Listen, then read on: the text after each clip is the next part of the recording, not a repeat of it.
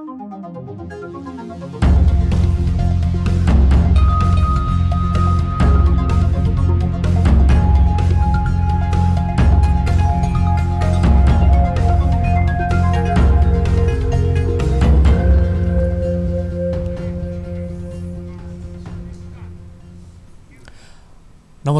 यो हो news 24 television prime time न्यूजमा स्वागत छ। मुलुकमा विद्यमान विभिन्न विषय र सरकारका कमी कमजोरीलाई लिएर सरकारको आलोचना भइरहेको भए पनि भारतले अतिक्रमण गरेको नेपाली भूमि फिर्ता ल्याउने विषयमा भने सत्तापक्ष र प्रतिपक्ष एकै ठाउँमा छन्। राष्ट्र र राष्ट्रियतासँग जोडिएको भन्दै मुलुकको अखण्डता जोगाउने कर्तव्य सबैको भएको भन्दै दलहरू एक ठाउँमा छन्।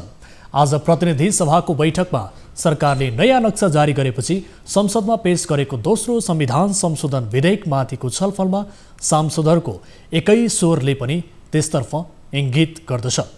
यता सरकारले संसद सचिवालयमा संशोधन दर्ता गरेपछि गैर सरकारी संविधान संशोधन विधेयक पनि दर्ता नभएका भने होइनन्, तर ती विषयलाई थाती राख्दै राजपा र समाजवादी पनि संशोधनको प्रस्तावमा उभिएका छन्। यी सबै हुँदाहुँदै पनि एक महत्त्वपूर्ण चीजको कमी छ, त्यो हो वार्ताको प्रयास। भारतले कोरोनाका कारण देखाउँदै वार्ता गर्न आनाकानी गरिरहँदा चीनसँग भने सीमाकै विषयमा छलफल गरिरहेको छ। यसलाई कसरी बुझ्ने, कसरी मान्ने? सरकारले कूटनीतिक पहल तत्काल गर्न आवश्यक छ। अब प्राइम टाइम न्यूजका हेडलाइन्स। नेपालको संविधान दोस्रो संशोधन विधेयकमाथि संसदमा छलफल सुरु। भूमि फिर्ता ल्याउन सरकारले प्रयास जारी राख्नुपर्ने सांसदहरूको सुझाव।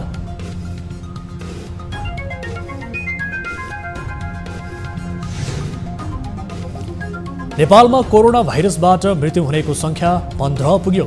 72 जिल्लामा संक्रमण फैलदा संक्रमितको संख्या 4000 नाग्यो।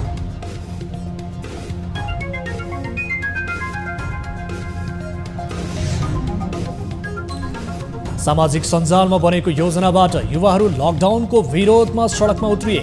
उल्लङ्घन गरेको भन्दै प्रहरीद्वारा लाठीचार्ज सहित पानीको फोहरा प्रहार।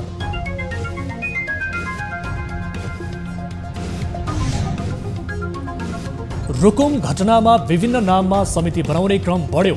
फौजदारी घटना अनुसन्धानमा समेत संसदीय समिति प्रहरीप्रतिको विश्वासमा धावा बोल्न प्रवृत्ति। न्यायिक दृष्टिकोणबाट पनि उचित नभएको हुँदा त्यस्तो समितिहरू गठन गर्नु हुँदैन।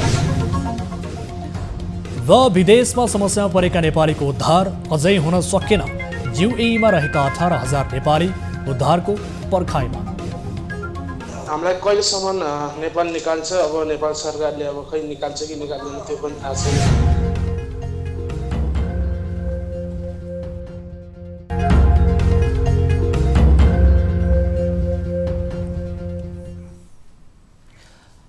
हामी निरन्तर न्यूजमा छौं। नेपालको संविधान दोस्रो संशोधन विधेयकमा छलफल सुरु भएको छ।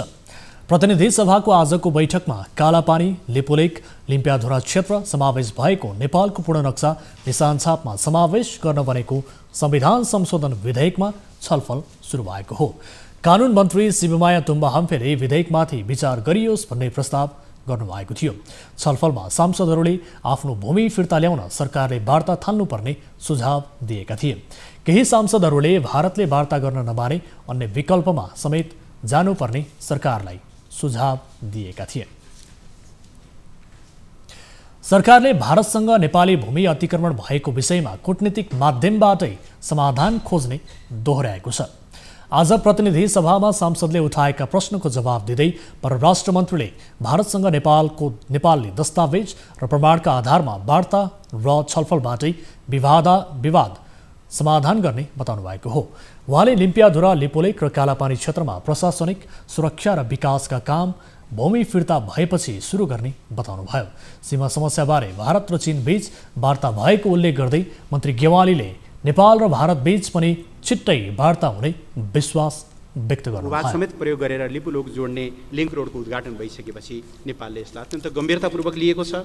यसले नेपालको सार्वभौमसत्तालाई अवमूल्यन गरेको निष्कर्ष नेपालले निकालेको छ। तदनुरूपको कूटनीतिक नोट पठाइएको छ र सम्मानीय राष्ट्रपतिज्यूबाट सदन समक्ष प्रस्तुत नेपाल सरकारको नीति र कार्यक्रममै यी विषयहरूमा नेपालको स्पष्ट धारणा सार्वजनिक गरिएको छ। त्यसमा अभिव्यक्त सङ्कल्प र सम्मानित सङ्घीय संसद र त्यसका विभिन्न समितिका निर्देशन र देशभक्त नागरिक एवं विज्ञहरूको सुझावको आधारमा सरकारले गत जेठ 5 गते लिम्पियाधुरा सहितको भूभाग समेटेर नेपालको राजनीतिक र प्रशासनिक नक्सा पारित गरेको हो। यस्तै उपप्रधान एवं रक्षा मन्त्री ईश्वर पोखरेलले सामान्य अवस्थामा सीमामा सेना नपठाइने बताउनुभयो। लिम्पियाधुरा, लिपुलेक र कालापानीको समस्या सतहमा आएपछि केही सांसदहरूले भारतले अतिक्रमण गरेको नेपाली भूमिमा सेना परिचालन गर्नुपर्ने माग राखेका सांसदलाई मन्त्री पोखरेलले सामान्य अवस्थामा सेना सीमामा नजाने र नपठाइने बताउनुभयो। यसैगरी मन्त्री पोखरेलले सिमानामा युद्ध आक्रमण भए मात्र राष्ट्रपतिबाट सेना परिचालन हुने संवैधानिक व्यवस्था रहेको स्मरण गराउनुभयो। विद्रोह वा चरम आर्थिक विशृङ्खलताको कारणले गम्भीर सङ्कट उत्पन्न भएमा राष्ट्रिय सुरक्षा परिषदको सिफारिसमा नेपाल सरकार मन्त्री परिषदको निर्णय बमोजिम सम्मानीय राष्ट्रपतिबाट नेपाली सेना परिचालनको घोषणा हुने संवैधानिक व्यवस्था रहेको छ। यस्तै बैठकमा गृहमन्त्री रामबहादुर थापाले नेपालको सबै सिमानामा चेकपोस्ट राख्ने प्रक्रिया अघि बढेको जनाउँदै सीमामा सशस्त्रको उपस्थिति रहने दोहोर्याउनु भएको थियो। नेपालमा कोरोना भाइरसबाट मृत्यु हुनेको सङ्ख्या 15 पुगेको छ। भरतपुर अस्पतालको आइसियुमा एकजना कोरोना संक्रमितको मृत्यु भएसँगै सङ्ख्या 15 पुगेको हो। स्वास्थ्य तथा जनसङ्ख्या मन्त्रालयका अनुसार नारायणी सामुदायिक अस्पतालको आइसियुबाट भरतपुर अस्पतालको आइसियुमा सारिएका 65 वर्षीय पुरुषको मृत्यु भएको हो। सोमबार मात्रै कोरोना पुष्टि भएका उनलाई सुगर, उच्च रक्तचाप र निमोनियाको समस्या भएपछि शुक्रबार नारायणी सामुदायिक अस्पताल लगिएको थियो। आइसियुमा नै उपचार भइरहेको बिरामीलाई नारायणी अस्पतालले संक्रमण पुष्टि भएपछि समन्वय नै नगरेर अक्सिजनको भरमा भरतपुर अस्पताल पठाएको थियो। यस्तै मन्त्रालयका अनुसार आज इलाम जिल्लामा समेत कोरोना संक्रमित देखिएसँगै मुलुकभर 72 जिल्लामा संक्रमण फैलिएको छ। विराटनगर प्रयोगशालामा गरिएको परीक्षणमा 3 जनामा संक्रमण पुष्टि भएको छ। यस्तै कोशी अस्पतालमा गरिएको परीक्षणमा इलामका 1 जनामा समेत संक्रमण देखिएको छ। इलाममा संक्रमण पहिलो पटक देखिएको हो। उता बीपी कोइराला स्वास्थ्य विज्ञान प्रतिष्ठान धरानमा भएको परीक्षणमा सुनसरीका 1 र सप्तरीका 6 जना गरी 7 जनामा पुष्टि भएको छ। यस्तै भरतपुर अस्पतालमा गरिएको परीक्षणमा चितवनका 24 जना, नवलपुरका 3, धादिङका 1, कपिलवस्तुका 1, सप्तरीका 1 जना गरी 30 जनामा संक्रमण पुष्टि भएको छ। यस्तै कास्की प्रयोगशालामा भएको परीक्षणमा म्याग्दीका 1, नवलपुरका 12, बागलुङका 11 जना गरी 24 जनामा संक्रमण पुष्टि भएको छ। यस्तै जनकपुर प्रादेशिक अस्पतालमा भएको परीक्षणमा धनुषाका 21, महोत्तरीका 19, सर्लाहीका 1 जना गरी 41 जनामा संक्रमण देखिएको छ। यस्तै राप्ती प्रयोगशालामा गरिएको परीक्षणमा दाङका 6 जनामा संक्रमण पुष्टि भएको छ। त्यस्तै मन्त्रालयका अनुसार भेरी अस्पताल नेपालगञ्जमा बाँकेका 9 जनामा संक्रमण पुष्टि भएको छ। यस्तै कर्णाली स्वास्थ्य विज्ञान प्रतिष्ठान जुम्लाका 2 जनामा संक्रमण पुष्टि भएको छ। यता सुर्खेत प्रादेशिक अस्पतालमा सल्यानका 12 जना र सुर्खेतका 4 जना गरी 16 जनामा संक्रमण देखिएको छ। यस्तै सेती प्रादेशिक अस्पतालमा गरिएको परीक्षणमा दार्चुलाका 10, कञ्चनपुरका 19 जना, डडेलधुराका 7, कैलालीका 1 जनामा संक्रमण देखिएको छ। यस्तै प्रादेशिक जनस्वास्थ्य प्रयोगशाला रूपन्देहीका 20 र कपिलवस्तुका 2 जनामा संक्रमण देखिएको छ। यस्तै जनस्वास्थ्य प्रयोगशाला टेकुमा गरिएको परीक्षणमा धनुषाका 24 जना, कपिलवस्तुका 7 जना, महोत्तरीका 31, नवलपरासी पश्चिमका 12 जना, नुवाकोटका 2 जना, रौतहटका 21, सर्लाहीका 16, सिराहाका 12 जना गरी 125 जनामा संक्रमण पुष्टि भएको छ। यस्तै हालसम्म 1,65,775 जना क्वारेन्टिनमा छन् भने आइसोलेसनमा 3,487 जना छन्। यस्तै आज 96 जना निको भएर घर फर्किएसँगै डिस्चार्ज हुनेको सङ्ख्या 584 पुगेको छ। मन्त्रालयका अनुसार मुलुकभर 1,06,331 जनाको पिसिआर र आरबिटीबाट 1,66,000 जनाको परीक्षण भएको छ। रौतहटको एन्फा महिला फुटबल एकाडेमीलाई अस्थायी आइसोलेसन अस्पताल बनाइएको छ। कोरोना संक्रमितको सङ्ख्या बढेसँगै जिल्लामा रहेको आइसोलेसनको अभाव भएपछि एकाडेमीलाई अस्थायी रूपमा आइसोलेसन अस्पताल निर्माण गरिएको छ। एकाडेमीको भवनमा निर्माण भएको अस्थायी आइसोलेसनमा 30 जना संक्रमितको उपचार भइरहेको छ। अहिले म रौतहट जिल्लाको चन्द्रपुर नगरपालिका वडा नम्बर 6 मा छु र मेरो पृष्ठभूमिमा स्वर्गीय शेरबहादुर दर्लामी स्मृति खेल मैदान रहेको छ र यो खेल मैदानको कुनामा एउटा एन्फा एकाडेमीको भवन रहेको छ, महिला एकाडेमी हो त्यो, र सबै कुरा यथावत रहेको भए, कोरोनाको कहर नभएको भए त्यो महिला एकाडेमीमा विभिन्न जिल्लाका खेलाडीहरू आएर यतिखेर बसेर यो फुटबल मैदानमा प्र्याक्टिस गरिरहनु भएको हुन्थ्यो। तर कोरोनाको कहर बढेसँगै चैत 12 गतेदेखि सो भवनलाई क्वारेन्टिन भवन बनाइएको छ र अहिले कोरोनाको सङ्क्रमित जिल्लामा बढेसँगै यसलाई अहिले अस्थायी आइसोलेसनको रूपमा परिणत गरेको छ। चन्द्रपुर 2 को शहीद स्मृति पार्कमा आइसोलेट हस्पिटल नबुन्जेलसम्मको लागि यसलाई अस्थायी आइसोलेसन बनाएको छ र आज हामी यस आइसोलेसनको अवस्थाबारे र यहाँ को हुनुहुन्छ, कसरी बसिरहनु भएको छ लगायत विभिन्न पक्षहरूको बारेमा कुराकानी गर्न आएका छौँ। पोजिटिभ जुन उहाँहरू बसिरहनु भएका छ, उहाँहरूको दिनचर्या चाहिँ यसरी बसिरहनु भएका छन्। उहाँहरू बिहान एक्सर्साइज गर्नुहुन्छ, त्यसपछि यहाँ धारामा आउनुहुन्छ, ब्रस गर्नुहुन्छ, त्यसपछि खाना खानुहुन्छ बिहान, त्यसपछि दिउँसो खाजा खानुहुन्छ। स्याउ काजु किसमिसको व्यवस्था पनि छ त्यहाँ मतलब गरेको छ। पोस्टल खानेकुराहरू सबै दिएर तातो पानीको व्यवस्था छ, पटक तातो पानी त्यो सबै दिने काम हामीले गरिरहेका छौँ। यस चन्द्रनिगाहपुरको क्वारेन्टाइन हाललाई आइसोलेसनमा जम्मा बिरामी सङ्ख्या 32 जना, 32 जना मध्ये 30 जनाको रिपोर्ट पोजिटिभ आइसकेको, 2 जनाको रिपोर्ट आउन बाँकीको अवस्थामा हामीले उहाँहरूलाई साइन एन्ड सिम्पटम्सको आधारमा कतिपयको टाउको दुखेको छ, कतिपय घाँटी दुखेको छ, कसैलाई ज्वरो फिभर आइरहेछ, यस्तो उपचार गरिराखेका छौँ।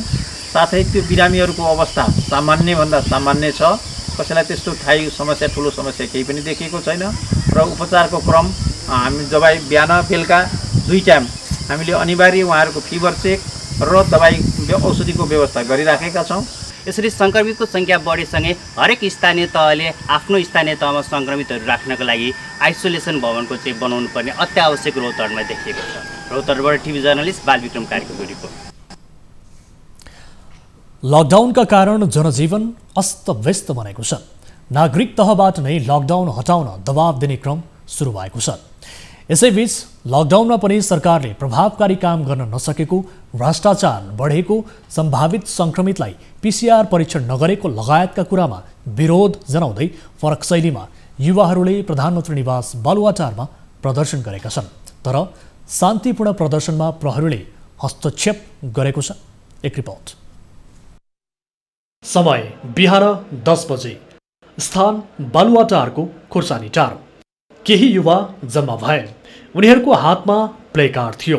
दृश्यमा देखिएका उनीहरू यसरी नै सडकमा पलेटी कसेर सामाजिक दूरी कायम गर्दै शान्तिपूर्ण प्रदर्शन गर्न थाले। बिस्तारै युवाहरूको जमात बाक्लिँदै गयो। उनीहरूको प्लेकार्डले धेरै कुरा बोलेको थियो। विरोधको शैली हाल अमेरिकामा जारी प्रदर्शनको झल्को दिने भन्दा कम थिएन।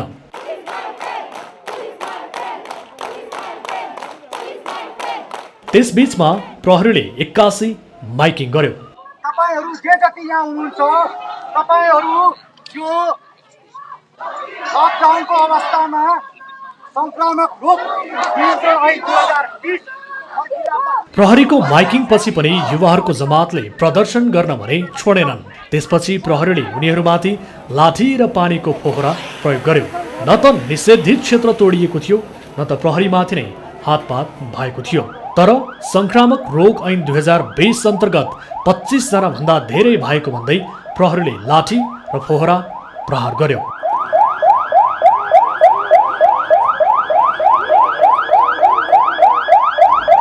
त्यसपछि प्रदर्शनकारीले पनि नारा घन्काए।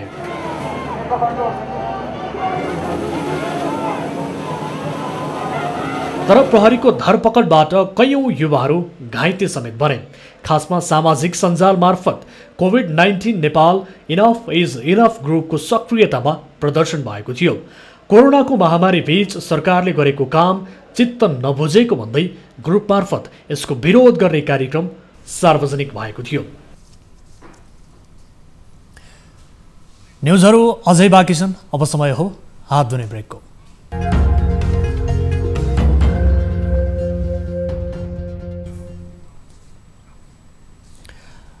हामी निरन्तर न्युजमा छौँ। फौजदारी अपराधको अनुसन्धान र छानबिनका लागि पनि विभिन्न नामका समिति बनाउने क्रम बढेको छ। राजनीति प्रेरित भएर बनाइने यस्ता समितिले प्रहरीको काम, कर्तव्य र अधिकारमा धावा मात्रै बोल्दैनन्, विश्वासमै प्रश्न समेत उठाउँछ। सडक र सदनमा आएका चर्को स्वर क्षणिक मत्थर पार्न बनाइने यस्ता समिति फौजदारी घटनाको अनुसन्धानमा सफल भएको पछिल्ला उदाहरण भने छैनन्। एक रिपोर्ट।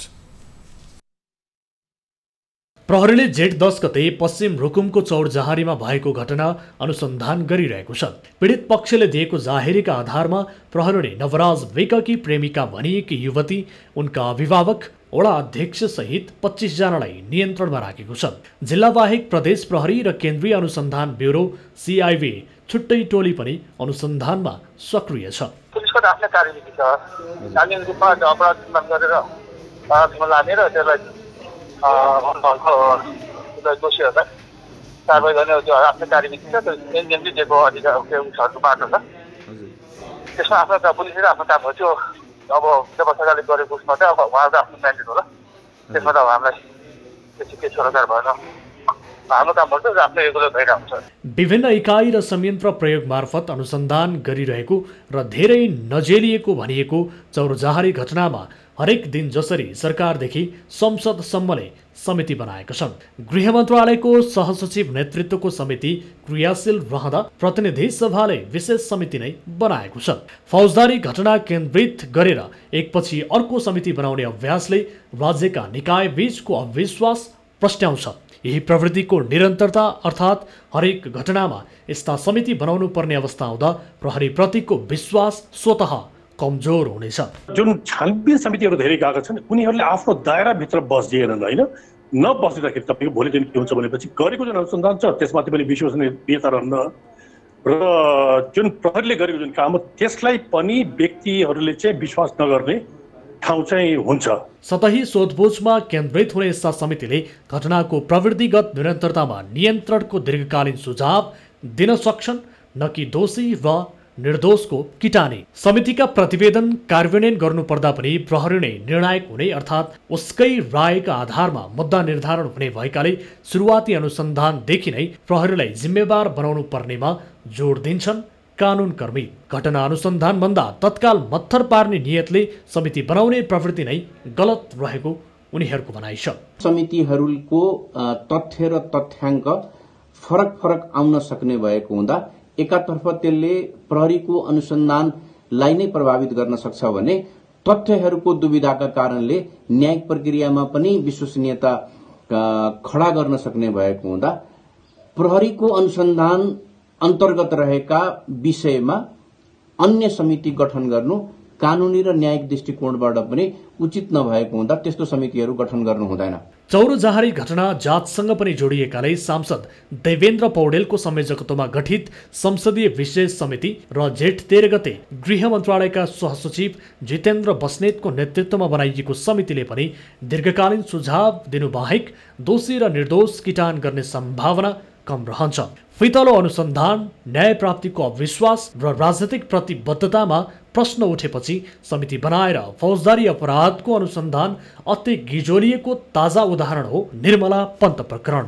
राजनीतिक रङ समेत दिन खोजेको भनिएको चौरजहारी घटना अनुसन्धानका दृष्टिले निर्मला प्रकरण नहोस्।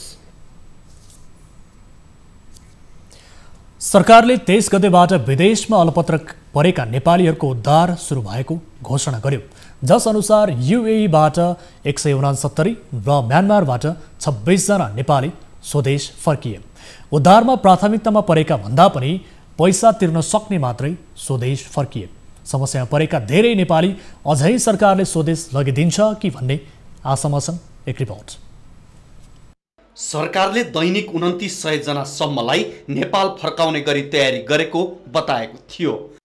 सरकारले प्राथमिकतामा राखेका नागरिक, भिजा अवधि सकिएका, गैर कानुनी रूपमा बस्दै आएका, अपाङ्ग, बिरामी, गर्भवती महिला, रोजगारी गुमाएका लगायत जोखिममा रहेका, तर प्राथमिकतामा राखे अनुसारको उद्धार भएन। सरकारले घोषणा गरेको 4 दिन बितिसक्दा UAE र बर्माबाट आएका बाहेक थप एकजनालाई पनि उद्धार गर्न सकेको छैन। उल्टै 23 गते पनि युएई नेपाल उडानमा भाडाको अन्योलता कायमै रह्यो। सुरुमा युएई सरकारले बिहोर्ने भनिए पनि त्यस्तो नहुने जानकारी आएपछि आफै तिर्न सक्ने र कम्पनीले तिरिदिनेहरू मात्र विमान चढेर स्वदेश फर्किए। उद्धारमा सूचीमा नाम परेकाहरू नेपाल फर्किन सकेका छैनन्। अहिले महँगो चार्टर भाडा तिर्न सक्ने मात्र नेपाल फर्किने अवस्था आएको छ। स्वदेश फर्किने खर्च र अन्य व्यवस्थापन बारे विदेशमा अलपत्र नेपाली कामदार, दूतावास र नेपाल सरकारको मत बाँजिदा उद्धार अभियान नै सुरुमै भद्रगोल बन्न पुगेको छ। अहिलेकै मोडालिटीमा उद्धार गर्दा आर्थिक हिसाबले सक्षमहरू मात्र नेपाल आइपुग्ने स्थिति सिर्जना भएको छ।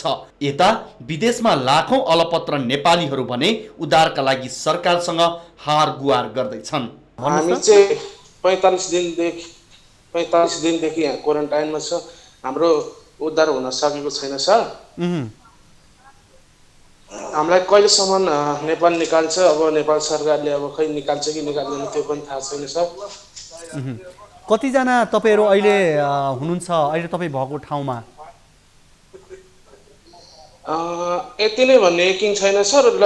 हाराहारी 400 जना जति हामी छौँ। सरकारले उद्धार सुरु गरेको घोषणा गरेपछि पनि विदेशबाट रित्तो विमान नेपाल आउँदैछन्। आइतबार युएईबाट थोरै मेडिकल सामग्री लिएर काठमाडौँ आएको एयर अरेबियाको विमान छुर्पी बोकेर फर्किएको नागरिक उड्डयन प्राधिकरणले जनाएको छ। त्यही युएईमा करिब 18,000 नेपाली उद्धार कुरिरहेका छन्। अहिले पैसा तिरेर मात्रै नेपाली स्वदेश फर्किन सक्ने अवस्था आएको छ। तर त्यसमा पनि सम्बन्धित देशको दूतावासहरू अन्योलमा छन्।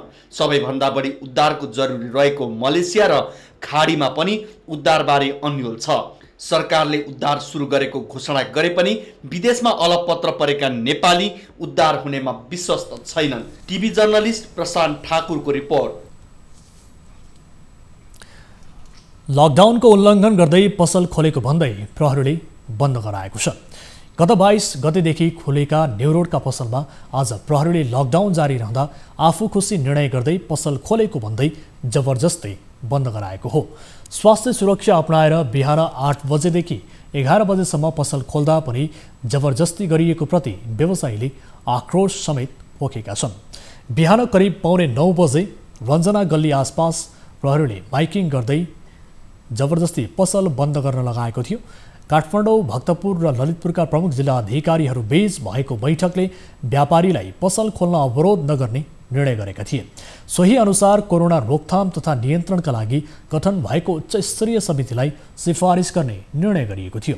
पसल बन्द गराउँदै हिँडेपछि व्यापारीहरूले भने आधा सटर मात्र खुला गरेका छन्। लामो समयदेखिको बन्दका कारण निकै मर्कामा परेको बताउँदै बाध्य भएर पसल खोल्नु परेको व्यवसायीहरूको गुनासो रहेको छ। कोदालो प्रहार गरेर गैराती रूपन्देहीको तिलोत्तममा नगरपालिकामा 5 जनाको हत्या प्रकरणको अनुसन्धान गर्न एसएसपीको नेतृत्वमा अनुसन्धान टोली गठन गरिएको छ। प्रदेश प्रहरी कार्यालयका एसएसपी राजकुमार वैदवारको नेतृत्वमा 3 सदस्यीय अनुसन्धान टोली बनाइएको हो। टोलीमा एक एसपी र एक डीएसपी सदस्य छन्। टोली घटनास्थलमा गइसकेको र अनुसन्धान अगाडि बढेको बताइएको छ। पशु फार्ममा कार्यरत 5 जनाको हत्या उनीहरूकै साथीले गरेको हुन सक्ने आशंकामा सुर्खेत घर भएका झपेन्द्र सिंह सिजालेलाई पक्राउ गरिएको छ। प्रहरीको प्रारम्भिक अनुसन्धानबाट सिजालेकै संलग्नताको सम्भावना छ। के उद्देश्यले यो अपराध भयो, कुन कुन व्यक्ति संलग्न भए भन्ने कुराहरू हाम्रो टिमले लागिरहेको छ। अहिले नै अब ठ्याक्कै यो भन्ने कुरा भन्दा पनि अहिले हामीले चाहिँ सबै सोधपुछ गर्ने, सम्भाव्य ठाउँमा सोधपुछ गर्ने, सङ्गीत व्यक्तिहरू एरेस्ट गर्ने, त्यसलाई आफ्नो प्रक्रियामा ल्याउने काम जारी छ। झपेन्द्रलाई स्थानीयले घेराउ गरेकाले उनी बेहोस भएका थिए। उनको अस्पतालमा उपचार भइरहेको र उपचारपछि अनुसन्धान अगाडि बढ्ने बताइएको छ। हत्या गरिएकाहरूमा आशिष चौधरी, करण चौधरी, कोशराज मुसहर, माधव मुसहर र जानकी मुसहर छन्। प्रहरीले घटनास्थलबाट रक्सीको बोतल समेत बरामद गरेको छ। घटना रातिको समयमा भएको हुनुपर्ने अनुमान गरिएको छ। पोस्टमार्टमका लागि अस्पताल लगिएको छ। फार्म सञ्चालक कृष्ण पुन दुध दुहुन फार्म जाँदा घटना भएको देखेपछि प्रहरीलाई खबर गरेका थिए। भैँसी फार्म सुरु भएदेखि 1.5-2 वर्ष भयो यिनीहरूले बुढाबुढी यहाँ गर्दैछ। अनि अर्को त्यो पोखराज भन्ने जुन केटा छ त्यो अनाथ केटा हो के अरे, भाउजू त्यसको छन्, अनि भाइ पनि छ, बामा बितेका हुन्। उसलाई मैले 6-7 वर्षको उमेरदेखि नै मैले पालेर यहाँ राखेको केटा हो। स्कुल जान्थ्यो, पछि पोसाल स्कुल पनि गएन, यता त सघाउने गर्थ्यो त्यसले। अनि अर्को 2जना मृतक केटाहरू चाहिँ गाउँकै त्यही पोखराजकै साथीहरू थियो। उनीहरू अब अहिले स्कुल छैन, त्यस कारणले योसँग हिँड्ने यहाँ यताउता आएर सुत्ने बस्ने खाने गर्थ्यो। सुरुमा कुखुरा फार्म सञ्चालन गरेका पुन पछि पशुपालनतिर लागेका थिए। हत्या भएका एक दम्पति कुखुरा फार्म हुँदादेखि नै काम गर्दै आएका थिए। हत्या अभियोगमा नियन्त्रणमा लिएका युवक भने केही समयदेखि काम गर्न आएको खुलेको छ। अब बिजनेस न्युज।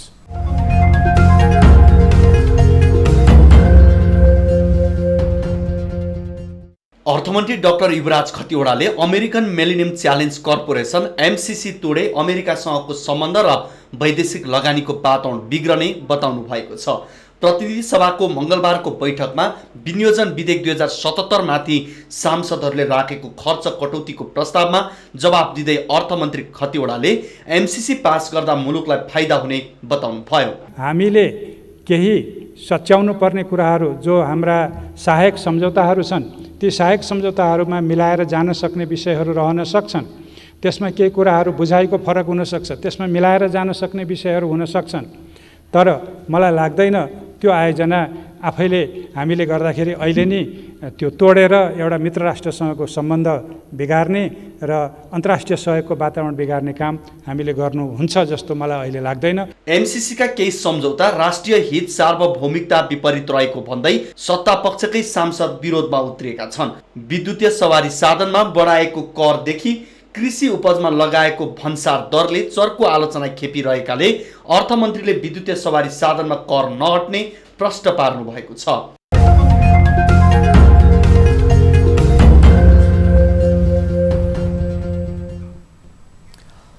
अब इन्टरनेसनल न्युज।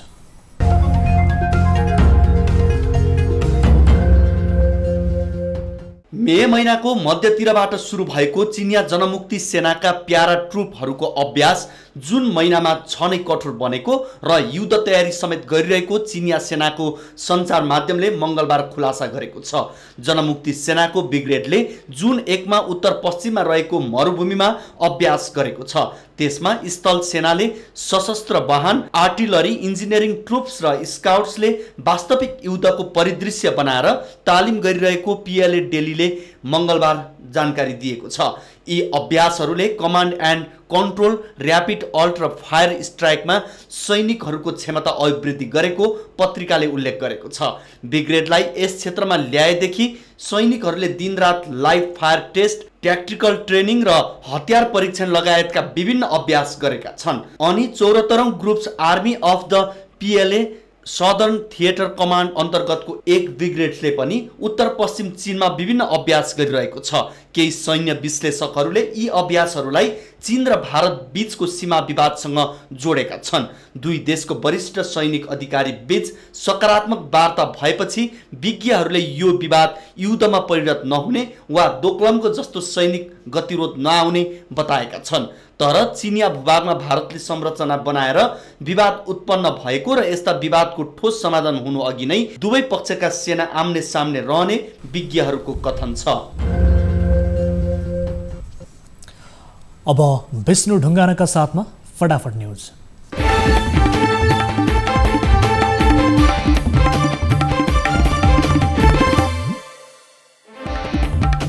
भरतपुर अस्पतालको आइसियुमा 68 वर्षीय पुरुषको कोरोना संक्रमणबाट मृत्यु। कोरोना सरेको स्रोतबारे अन्यल।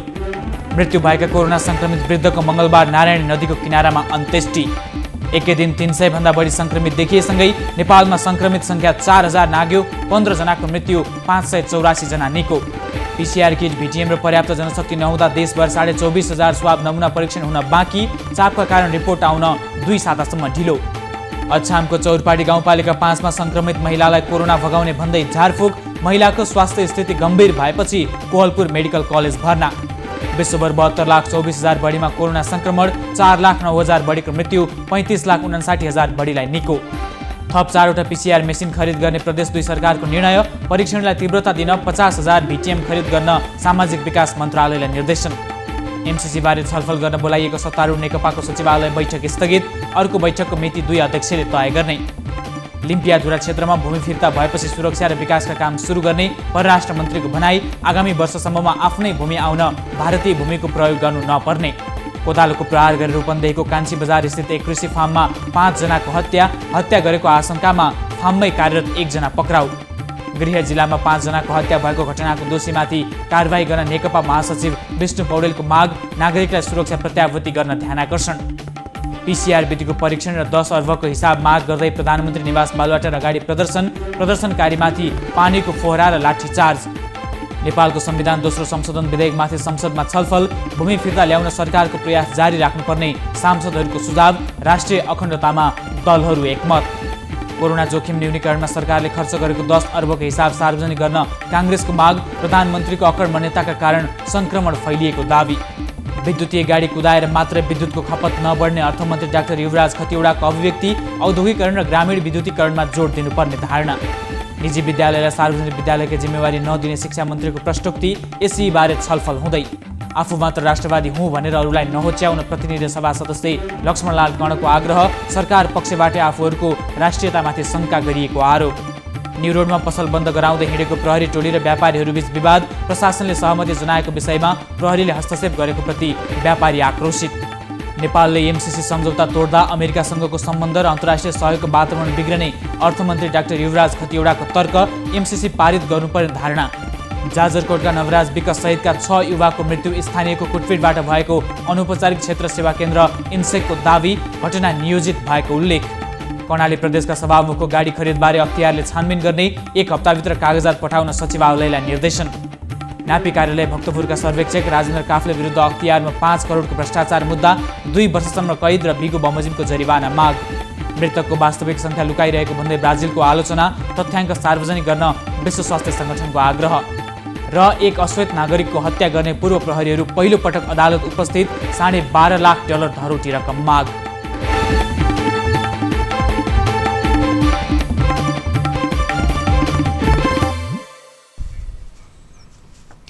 अब प्राइम टाइम न्यूज सक्नु अघि हेडलाइन्स पुनः एकपटक।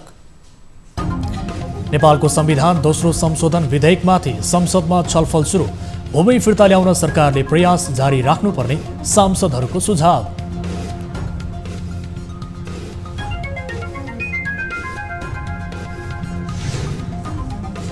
नेपालमा कोरोना भाइरसबाट मृत्यु हुनेको संख्या 15 पुग्यो। 72 जिल्लामा संक्रमण फैलदा संक्रमितको संख्या 4000 नाग्यो।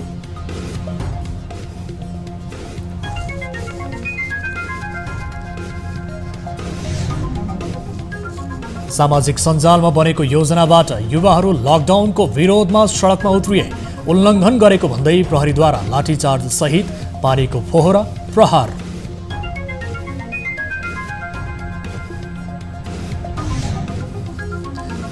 रुकुम घटनामा विभिन्न नामका समिति बनाउने क्रम बढ्यो। फौजदारी घटना अनुसन्धानमा समेत संसदीय समिति प्रहरीप्रतिको विश्वासमा धावा बोल्ने प्रवृत्ति। कानुनी र न्यायिक दृष्टिकोणबाट पनि उचित नभएको हुँदा त्यस्तो समितिहरू गठन गर्नु हुँदैन।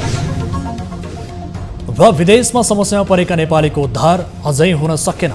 UAE मा रहेका 18,000 नेपाली उद्धारको पर्खाइमा। हामीलाई कहिलेसम्म नेपाल निकाल्छ, अब नेपाल सरकारले अब खै निकाल्छ कि निकाल्दैन त्यो पनि थाहा छैन।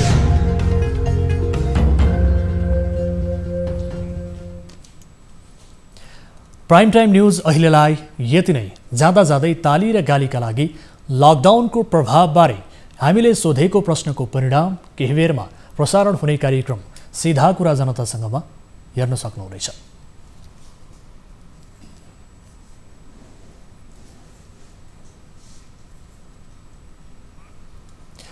थप न्यूजका लागि हाम्रो वेबसाइट www.news24nepal.com हेर्नुहोला। साथै हामीलाई फेसबुक, ट्विटर र युट्युबमा पनि फलो गर्न सक्नुहुनेछ। यस्तै मोबाइल, भाइबर र इमेलबाट न्यूज24 को हेल्प डेस्कमा कुनै समस्या र गुनासो छ भने टिपाउन सक्नुहुनेछ। हामी निरन्तर न्यूजमा छौँ। नमस्ते।